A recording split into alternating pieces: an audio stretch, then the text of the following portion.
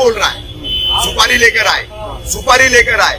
ये सुपारी नहीं दी, ये सुपारी नहीं लेंगे मगर ओपनली सुपारी आप बजाएंगे। कितने पत्रकारों को शमीम खान का फोन आया? किसी के पास नहीं आया है। अरे हम किसी के बंदे में थोड़ी है छाछ। नहीं, हमारा चूल्हा कोई जीतेगा हमारे कोई शमीम खान नहीं चला था। येऊर में 175 इलीगल बंगले मंत्रियों के और नेताओं के बने।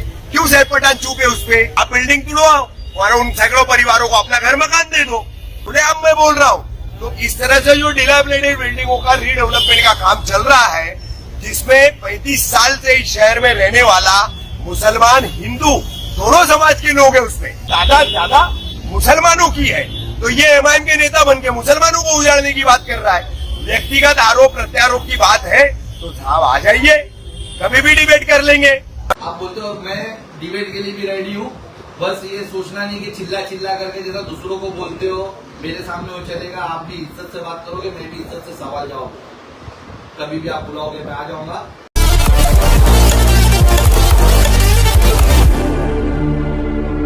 कितने पत्रकारों को शमीम खान का फोन आया? किसी के पास नहीं आया है। अरे हम किसी के बंदे में थोड़ी है छाछ। नहीं, हमारा चूल्हा कोई जीतेगा हमारे यहाँ कोई शमीम खान नहीं चला था। अभी देखिए, मैं एक मुद्दा यहाँ पर आप लोगों को बोलूंगा। 70 MLD पानी और रिक्वायरमेंट इतना MLD पानी। आपको इलीगल के खिलाफ जाना है तो आपने ठाणे मनपा के अंतर्गत आने वाली 9 के 9 प्रभाग समितियां क्यों नहीं ली? कहाँ इलीगली बन रहा है? दीवा में बन रहा है।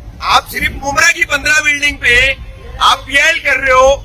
मुसलमानों के मकानों को उजाड़ने की बात करके आप मुस्लिम पार्टी के रहबर मुसलमानों के बनने का दावा कर रहे हैं। यहाँ पर मुमरा कौसा के तमाम जितने लोग रहते, मुझे तकरीबन 40 साल हो रहा है इस शहर के अंदर। जो भी बिल्डिंग डिलैपिडेटेड हो जाती है, जब उसको कारपोरेशन आपको उसका स्ट्रक्चरल ऑडिट करने बोलती है, उसकी शुरुआत होती है C2B, C2A, C2B रह करके आप बिल्डिंग की मरम्मत कर सकते हो। C2A खाली करके मरम्मत करना है। जब आपकी बिल्डिंग C1 में चली गई तो उसको पूरा पुल डाउन करना पड़ता है। आप रह भी नहीं सकते, रह करके मरम्मत भी नहीं कर सकते। अब हमारे शहर में कुछ बिल्डिंग है फिलहाल जिनका काम चल रहा है, जिनमें 35 साल उन बिल्डिंगों को हो गया। सब लोअर मिडिल क्लास लोग हैं, उनके पास जो है नया फ्लैट खरीदने का पैसा नहीं है। रोज बंबई जाकर के कमाने वाले, बाहर जाकर के कमाने वाले, छोटा मोटा धंधा करने वाले लोग हैं। अब ऐसे सैकड़ों परिवार है। आप बिल्डिंग तुड़वाओ और उन सैकड़ों परिवारों को अपना घर मकान दे दो।